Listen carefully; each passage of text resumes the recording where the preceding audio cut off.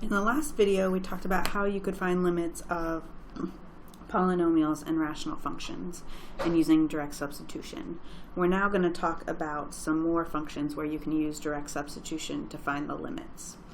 Okay, so if f of x is a trigonomic, inverse trigonomic, logarithmic, exponential, or radical function, and a is in the domain, so it doesn't make it undefined, then you can use direct substitution. Then the limit as x goes to a of f of x is equal to f of a. Okay, so as long as it's not undefined, you can use direct substitution for these types of functions. Okay, so here we have the limit as x goes to pi of sine of x plus cosine of x. And what we're actually using is that first limit law that says we can add the limit. So we're going to take sine of pi plus cosine of pi.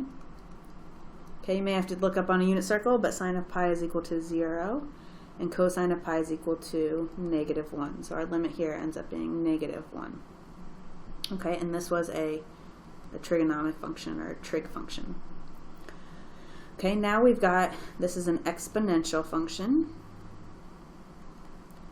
The limit as x goes to -4 of 5e to the x, and we can just plug in -4. Our limit will be equal to 5e to the -4. And if you were doing some application problem where you wanted kind of a decimal, you could put that in your calculator. 5, the e is above the natural log, so second e of x to the -4. And we'd see that that's approximately 0.0916. So the wiggly lines just mean it's not exactly rounded, but there's a decimal. Okay, the next one here is one of our logarithmic functions. Okay, and we want the limit as x goes to e of natural log of x. So we'll plug in e, we'll just have natural log of e.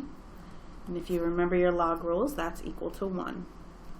If you forget them, you could always just do natural log of e and get that as 1. Okay, and here we have a radical function. So remember, the radical functions will be defined in the real numbers as long as what you plug in doesn't make the radicand, the thing under the square root, less than 0. So here we would have, for our limit, we'd have the square root of 12 minus 3, which is the square root of 9, or 3.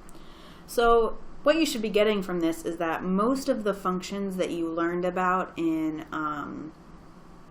college algebra or pre-calculus, that they had nice graphs that didn't have any jumps or holes or anything, as long as they're defined at that value, you can just use direct substitution to find the limit.